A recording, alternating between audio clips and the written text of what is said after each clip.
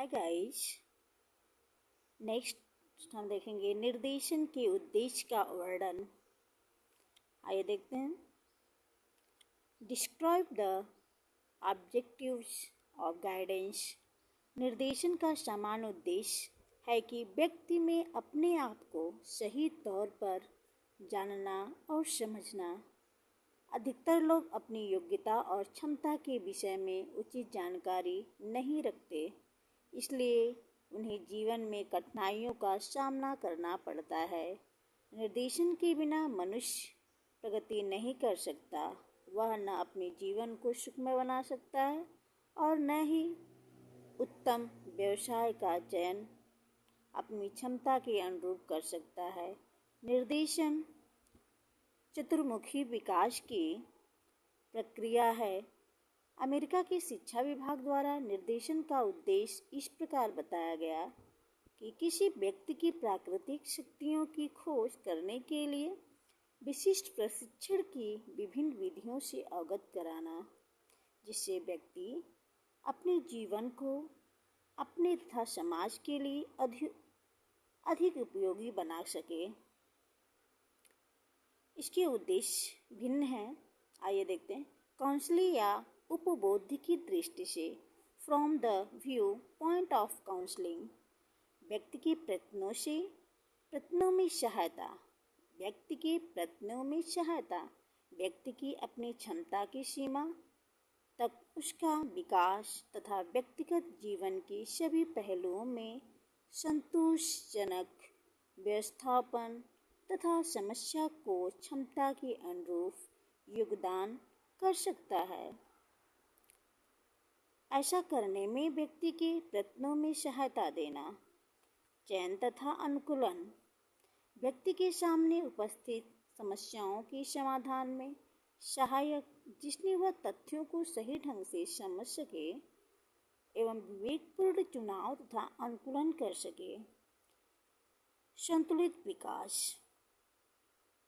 व्यक्ति के द्वारा जीवन में अच्छे ढंग से एवं परिपक्व समायोजन की अस्थायी प्रवृत्ति के विकास में सहायक होना। व्यक्ति को संतुलित शारीरिक, मानसिक, भावनात्मक एवं सामाजिक प्रगति में सहायता देना।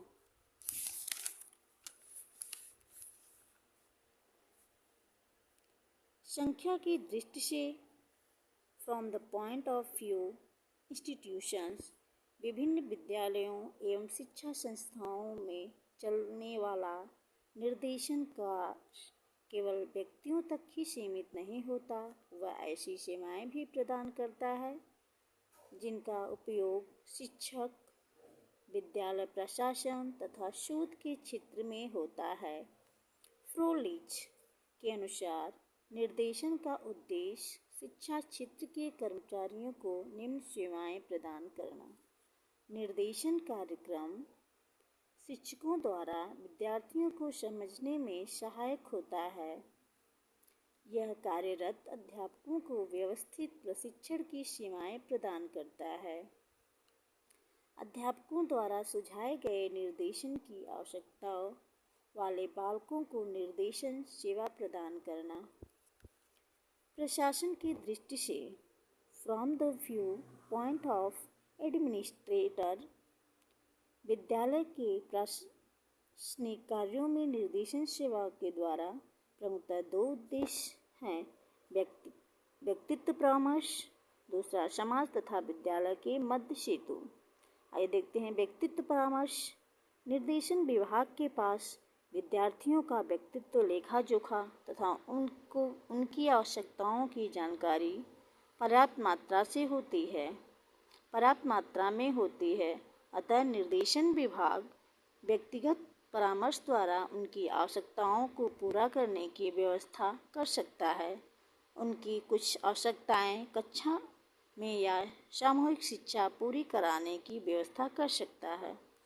समाज तथा विद्यालय के मध्य सेतु, निर्देशन विभाग विद्यालय और समाज के बीच सेतु का कार्य करता है। निर्देशन कार्यकर्ता समाज में जाकर एवं छात्रों के परिवार से संपर्क स्थापित करते हैं तथा उद्योगपतियों से रोजगार से संबंधित आंकड़े इकट्ठे करते हैं। वह समाज में लोगों को विद्यालय के कार्यक्रमों के बारे में बता सकते हैं।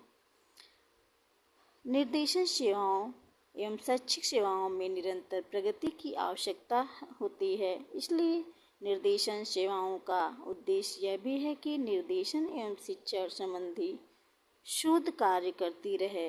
विद्यालय के पाठ्यक्रम एवं निर्देशन कार्यक्रम के बारे में लोगों की राय जानना, समाज में रोजगार के अवसरों की जानकारी प्राप्त करना एवं विद्यालय छोड़ने वाले छात्रों के बाद जीवन का ब्यौरा इकट्ठा करने में शोध कार्य की आवश्यकता पड़ती है।